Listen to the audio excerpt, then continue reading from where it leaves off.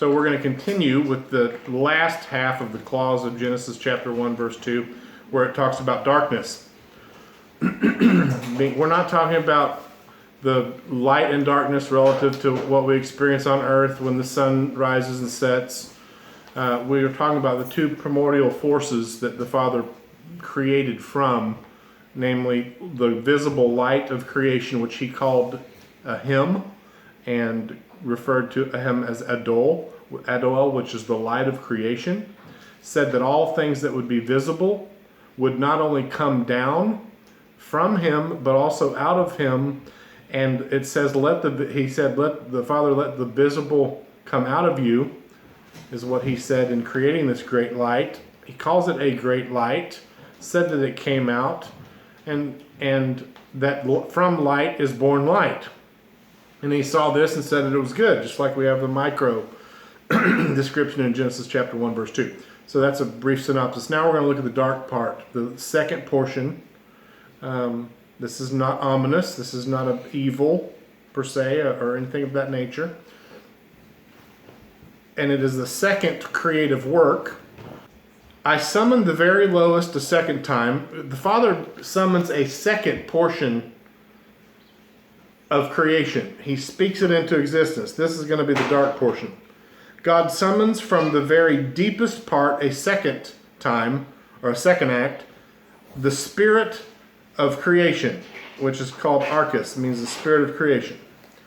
He summoned this very lowest part. The highest part was light, visible light from above. The lowest part is darkness. And he said he came forth hard, and he came from the invisible. This is the light part and the darkness part. And Archas, the spirit of creation beneath, came forth hard, heavy, and red. This is what all that will subsequently be created is birthed from, as we're going to find out. I said, be open, Archas, and let there be born from you. Anything, the word born means to bear or to carry. Like a woman bears a child, anything, or a man bears a woman in his arms, and anything that would subsequently be born in the future, acts of creation mentioned in the second day of creation, the third day of creation, the fourth day, fifth day, and sixth day, and so forth, would be coming from this thing, this darkness that was separated there in the beginning in Genesis 1, verse 2, which he calls Archas. And that simply means spirit of creation.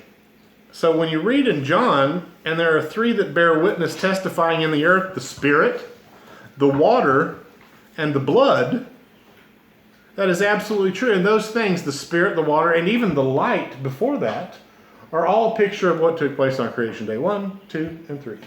Isn't that neat?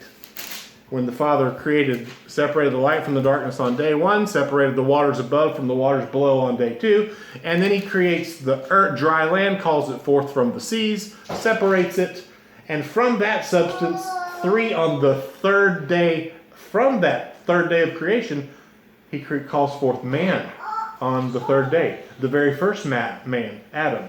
Isn't that an incredible picture of order and structure, and that from the beginning? So he says, Archas, the spirit of creation, come forth hard, heavy, and firm, and red.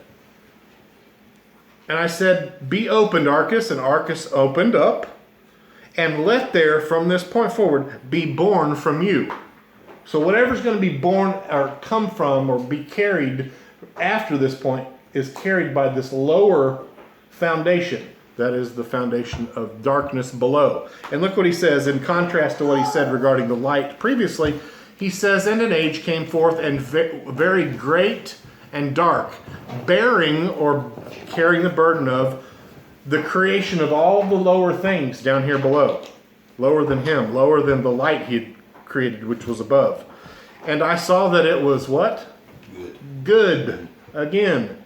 And I said to him, so we didn't come from darkness up here in the primordial soup as the evolutionary model would indicate, because that would only create more darkness below and chaos below. And we tend to export that foundation from which we came, right? If we see craziness in the cities know that the Father didn't call that good. He didn't ever say that was good to build the city. Because it isn't good, because it is an unsustainable environment. And so he never gives that the seal of good. Like he gives the light good, and the calling it the name day good, and the waters above and below good. So he tells this spirit of creation, which is given the role of bearing the creation of all lower things. And I saw that it was good, and I said to him, go thence down below and make yourself firm and be a foundation for the lower parts, because he'd already made the light the foundation for the upper highest parts, right? And he said there's nothing higher than light, and consequently, what would you expect about darkness? There's nothing, fill in the gaps, lower than darkness. Not difficult. And it happened, and he went down and fixed himself and became the foundation of the lower things. And if above light there is nothing else, what would you expect for darkness? Below darkness there is nothing lower. Well, there's nothing lower. That's what it says right there. Below the darkness there's nothing else. Now we're getting to the part which Patrick wanted to know about. Last night he talked about the creation of these beings and whatnot. We're about to break into that here pretty soon, but we've got to get through some other principles first. He says, I commanded that there should be taken from light and darkness, these primordial creative elements. We're not talking about sunrises and sunsets and things of that nature. The sun and the lights and the luminaries above were not even appointed on creation until creation day 4, which is born and bears out in the testimony of Genesis chapter 1, and also the testimony in Enoch here, only in more detail. See, if you want to bamboozle people into believing they came and evolved from primordial soup and cosmic waters and chaos from above, and the best we can ever hope for is to build a name for ourselves and climb up out of this primordial soup like amoebas, and we didn't come from a father of order and light and goodness and structure, then you're going to want to teach people that when they look up to the heavens and they see mostly darkness, that we came from darkness. That is not what Scripture teaches. It is not even what it alludes to in any way, shape, or form. When Messiah says, I came from my Father in heaven, is there anyone that didn't come from our Father in heaven? Is there any creation that he did not create? Because if there was, then that would be a creation that isn't subject to him. Would it not be? And the answer to that is clearly and emphatically no, there is not. What it does is it creates a whole rogue element of people that are not subject to his authority, which he flatly lambasts in this testimony found in Enoch. He said, I commanded that there should be taken from the light and the darkness, and I said, be thick, and it became thus, and I spread it out with light, and it became water. And I spread that waters above, Genesis chapter 2, creation day 2, right? He's reading it right there while I'm sharing it. And I spread it out over the darkness below the light, because the darkness is lower and the light is higher. And I spread it out over the darkness below the light, and I made firm waters, that is to say the bottomless or the abyss. And I made foundation of light around the water and created 7 circles from inside, spheres. What do you think that might be mentioning? Think about the heavens. 7 circuits, according to God's law of sevens. I imaged the water like crystal. Have you ever read the scriptures where it talks about a sea of glass? Imaged like crystal. Fiery even, in the canonical sources. Here we are. And created 7 circuits from inside. I imaged the water like crystal and wet and dry, that is to say like glass. Well, there it goes, if I'd only shut up and keep reading. The circumcision of the waters and all the other elements, that is their flow. And I showed each one of them its course. He gave it a boundary. And the 7 stars, each one of them in its orbit, or circuit, or course. That they go thus, and I saw that it was good. And I separated between light and between darkness, just like we read there. That is to say, in the midst of the water hither and thither, because he spoke the Queen's English. And I said to the light that it should be the day. What's it say there, brother? He called the light day, and the darkness he called And then he said it was, he called the day good. Yeah. And to the darkness that it should be night, and there was evening, and there was morning. Now the evening is after the creative work finishes. He did this creative work, which he calls good, of dividing, and then there's that creative work is now done, and there comes an evening because the day, the creation that happened in the daytime is over. Right? That's the sequential event, not because our origins are in darkness or because a day begins in the dark. It does not. That's Judaism's testimony. That is incorrect. It is superimposing our idea back into Genesis chapter 1, verse 5, and where it says, and there were evening and morning, the first day. That's after the creation was previously done. Then there's a waning, like we're going to be into here. Right now we're doing the good work of the light of day. Pretty soon that work will be done. I will go feed my animals, and there will be an evening. And then there's, of course, nighttime when the work is not done. And then guess what? The process starts over tomorrow, all over again, when the new day begins. What would you expect Judaism to do, knowing that the woman of the wilderness, the wayward woman rather, looks to the west at evening and blackness of night, while turning her back on the good man of the house, who comes from the east as a son of the morning? She's looking to the west, facing darkness and blackness of the night, and consequently that's when Jerusalem purports that a day begins. And that too is a Kabbalistic error, flatly rejected by heaven itself. One I used to subscribe to, and I apologize. So, here we go to him separating the light and the darkness, that is to say, the water hither and thither. That's elsewhere described the waters above and the waters below. And I said to the light that it should be day, and to the darkness that it should be night. There was an evening and then a morning the first day.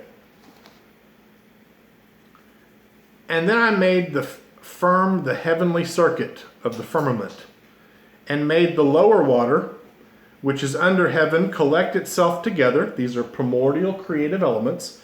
They collected themselves together into one whole, and that chaos became dry, which he calls land on creation day 3.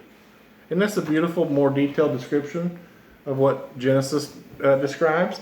And that chaotic water, organized by a God of order, became dry, and that's when he called the land forth, Haaretz, the land.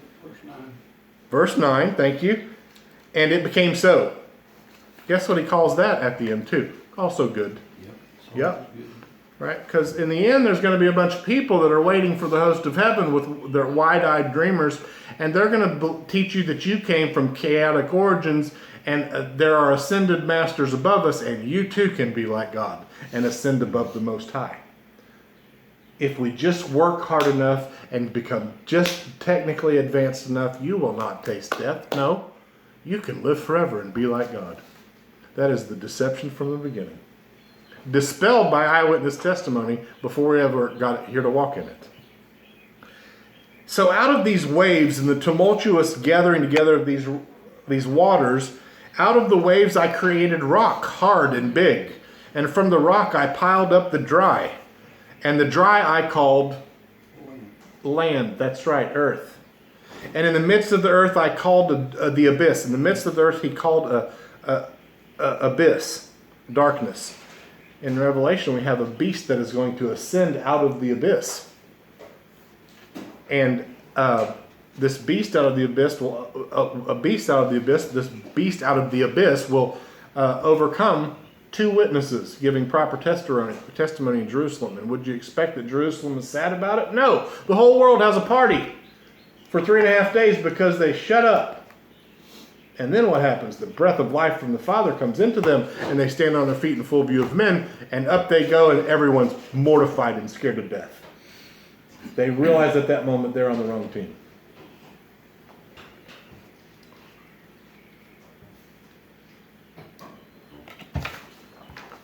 I collected the sea in one place and bound it together with a yoke.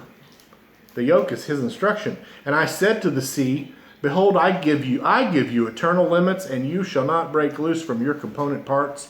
Any of y'all ever seen that picture of the different seas, and there's a boundary, and the waters that they're made of do not merge? Have y'all seen that picture where I don't know what two seas it is where they meet, but the waters in the component parts, just like it says there, don't mix with one another, and you can clearly delineate one sea is on this side and the other sea is on that side. There's a picture about it. Search it on Google or something. You'll find it. Thus I made fast the firmament, and this day I called me the first day created.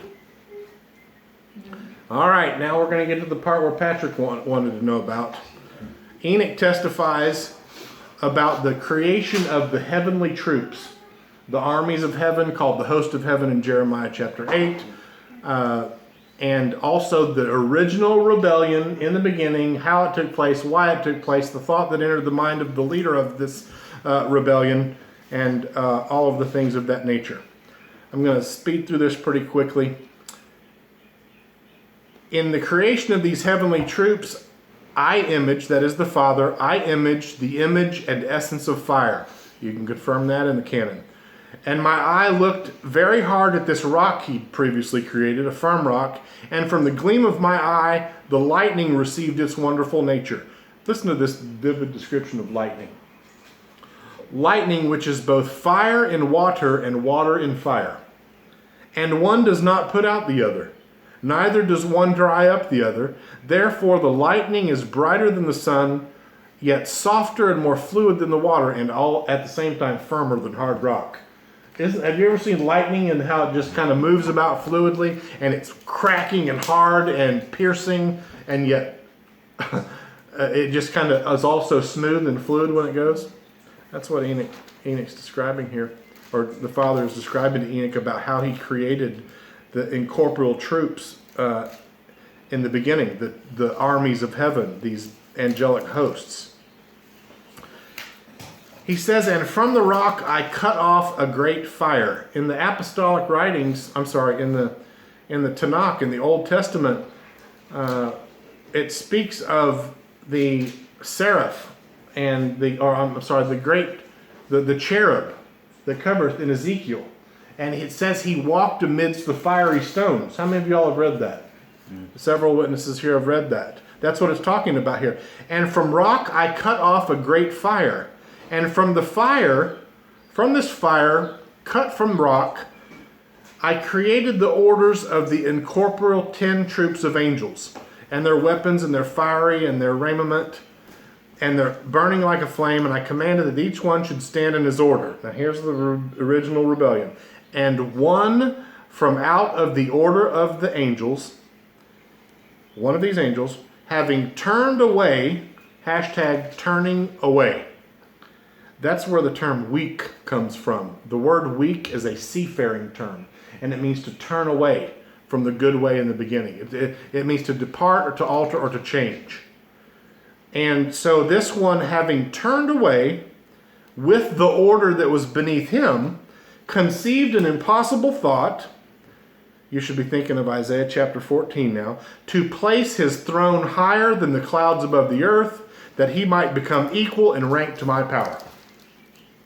And that was the original idea and thought that he conceived, and it is absolutely laughable. And I threw him out from the height with his angels, and he was flying in the air continuously above the bottomless, above the abyss. Isn't that something? This is good information to have, is it not? Tells us about how he lost his rear end as soon as the thought entered his mind. And he's coming down here, and the world will worship him, and he will deceive the entire world, and the little coexist bumper sticker, all wrapped and bound nicely beneath his will, with our respective robes of righteousness of Judaism, Christianity, and Islam, and whatever other foul, unclean, filthy rag you would dress yourself in, other than being honest with your Father in heaven today, will unite under the adversary and all of his messengers, the fallen host of heaven. Jeremiah chapter 8, 2 Thessalonians chapter 2, Revelation chapter 12, chapter 13, and all of that corroborated, all of those things affirming the eyewitness testimony of Enoch, and that before the flood. So when you get to the apostolic writings and they're talking about a flood and how in the last days scoffers and mockers will come and they will deny the flood, it is important to understand Enoch's testimony preceding the flood, or you will be swept away by the flood that is coming through Golan, Samaria, Judea, and right up to the neck of Jerusalem in the days just around the corner.